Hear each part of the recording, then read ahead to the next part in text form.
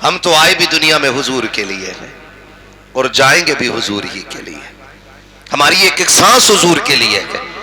اگر کوئی کتا کہیں بیٹھ کے بھونکتا ہے تو وہ یہ نہ سوچے کہ حضور کی ذات اتنی لاوارث ہے کہ کوئی ان کے لیے کھڑا نہیں ہوگا. خدا کی قسم میرے محبوب سے آج بھی کائنات پیار کرتی ہے. زبان کھولی تو زبان کھینچ کے گلے میں لپیٹنے کی طاقت رکھتے ہیں حضور کے غلام. یہ تو تمہاری بزدلی ہے کہ حکومتیں تمہیں سپورٹ کر رہی ہیں, تمہارے دلال تمہیں بچانے پہ لگے ہیں.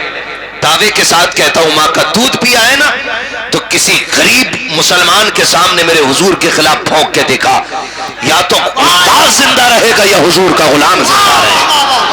نعرہ تکبیر, نعرہ رسالت, لبیک یا رسول اللہ. دونوں ہاتھوں کو اٹھا کر بات مصطفیٰ کے وقار کی ہے, لبیک یا رسول اللہ.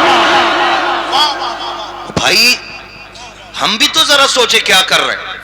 5 منٹ جلسے میں بیٹھا بندہ, ٹھیک ہے جی ڈیوٹی لگ گئی جا رہے ہیں, منہ دکھایا قاری صاحب ہم آئے تھے, ڈاکٹر صاحب میں نے پیسے دے دیا آ نہیں پاؤں گا. جیب میں رکھ ایسے پیسے کو, اگر تو حضور کی محفل کے لیے وقت نہیں دے سکتا ہے تو کیا امید تجھ سے رکھی جائے کہ حضور کے لیے سر کٹائے گا؟ اگر حضور والے ہو ایک ایک لمحہ یہی کہنا چاہیے, زمین و زمان تمہارے لیے, مکین و مقام تمہارے لیے, چنین و چنا تمہارے لیے, بنے تو جہاں تمہارے لیے. آقا دگن میں زمان تمہارے لیے, بدن میں ہے جا تمہارے لیے, ہمارے یہاں تمہارے لیے, اٹھے بھی وہاں تمہارے لیے. اگر یہ نہیں کر سکتے تو پھر جینا حرام ہے. کوئی مطلب نہیں ہے, کوئی مطلب نہیں ہے. کہاں چلے گئے ہم, کھڑے کہاں ہیں, کس جگہ کھڑے؟ بدلیں اپنے آپ کو میرے بھائی, اور حضور کے لیے ہر وقت تیار. میں ذمہ دار ممبر سے پوری دنیا کو یہ پیغام دینا چاہتا ہوں, کچھ بھی کرو, ہمارے گھر جلاؤ برداشت ہو جائے گا, ہماری دکانیں چھین لو برداشت ہو جائے گا, ہماری بلڈنگیں گراؤ برداشت ہوگا, لیکن ہمارے محبوب کے بارے میں جملہ مت بولنا. ہم ہر چیز پہ سمجھوتا کر سکتے ہیں, محبوب کے خلاف کھلنے والی زبان سے سمجھوتا نہیں کیا جائے گا, نہیں کیا جا سکتا. اور میں اس کا اخبار پڑھ رہا تھا, اس کا وہ جس کی بلڈنگ گرائی, حاجی شہزاد, اس بندے نے نا اخبار میں ہیڈنگ پڑھی تھی, اس نے کہا تھا حضور کی ناموس پہ یہ ایک مکان تو کیا, اگر 1000 زندگیاں بھی قربان کر دی جائیں تو کم ہے. یہ جذبہ ہے. وہ کہا تھا نا, دیوان گانے عشق محبت کو دیکھ کر گھبرا گئی ہیں گردشیں دوراں, کبھی کبھی گردن میں ہاتھ ڈالے ہیں ماہو نجوم نے, گزرا گئی ان حدوں سے مسلمہ کبھی کبھی ہے. تو حالات کتنے بد سے بدتر ہوتے جا رہے ہیں, کتنے بد سے بدتر ہوتے جا رہے ہیں. ہمیں جاگنا ہوگا, ہمیں اپنے محبوب کی عزت و ناموس کے لیے ہم تن تیار رہنا. اور ہم یہ آگاہ کرتے ہیں, خبردار اگر امن چاہتے ہو تو میرے محبوب کے خلاف نہ بھونکنا. کیوں نہیں بنا دیتے ایسا قانون کہ کوئی کسی کے مذہب کے دھرم گرو یا مذہبی شخصیت کے بارے میں کوئی نہ بولے. کرو اپنے اپنے دھرم کا پرچار.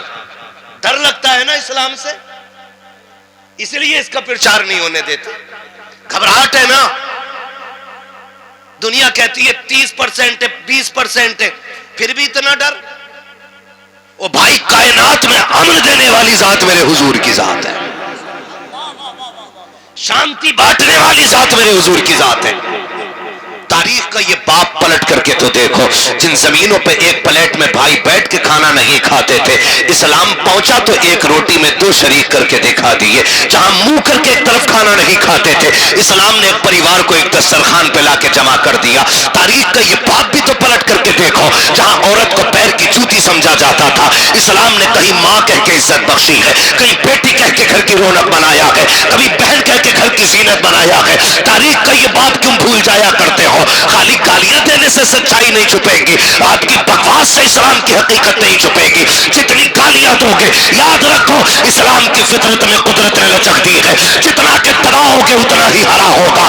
امریکہ جا کر کے دیکھو، روز بروز لوگ کلمہ پڑھ رہے ہیں۔ فرانس جا کر کے دیکھو، اسلام کی تعداد بڑھ رہی ہے۔ جاؤ دنیا کے ملکوں کا جائزہ لے لو، تم جتنا مٹانے پہ لگے ہو یہ اتنا بڑھتا جا رہا ہے۔ اور خدا کی قسم اسلام کسی بیساکھی پہ نہیں چلتا ہے، جھوٹی کہانیوں پہ نہیں چلتا ہے۔ جب یہ کسی غریب کو اپنے آگے کا لقمہ اٹھا کے دیتے ہوئے دیکھتے ہیں تو کہتے ہیں اسلام کا ماننے والا اتنا خوبصورت ہے تو پھر اسلام کتنا خوبصورت ہوگا۔ جب کسی غریب کے علاج میں مسلمان ڈونیٹ کرتا ہے تو دنیا دیکھ کے کہتی ہے کہ یہ کمزور بندہ اپنا لہو دے کر کے اگر دوسرے کی جان بچا رہا ہے، اگر مسلمان اتنا خوبصورت ہے تو اسلام کتنا خوبصورت ہوگا۔ جب کسی کے دسترخوان پر یہ روٹی جا کے رکھتا ہے تو دنیا سوچنے پہ مجبور ہو جاتی ہے کہ اس دور میں لوگ ایک ایک روپے کے لیے لڑ جاتے ہیں، لیکن یہ ایسی قوم ہے جو اپنے آگے کی روٹی بھائی کو کھلا دیتی ہے۔ پھر سوچتے ہیں اگر مسلمان ایسا ہے تو مدینے والا مینا کا لال کیسا رہا ہو۔ نعرہ تکبیر، نعرہ رسالت، عظمت مصطفیٰ، زندہ باد، شان مصطفیٰ۔ واہ واہ واہ، ہمارا اسلام بہت خوبصورت ہے، ہمیں فخر ہے رب نے ہمیں مسلمان بنایا۔ ہمیں ناز ہے اس بات پہ کہ ہم حضور کی امت میں پیدا ہوئے۔ جنہیں ناز ہے بس وہی بولیں گے یا رسول اللہ۔ مجھے کوئی کھچڑی آنی چاہیے نہیں، سمجھوتا ہر جگہ سمجھوتا ہوگا، حضور کی ذات پہ کوئی سمجھوتا نہیں، کوئی سمجھوتا نہیں حضور کی ذات پہ۔ ہمت کیسے ہوئی بکنے کی؟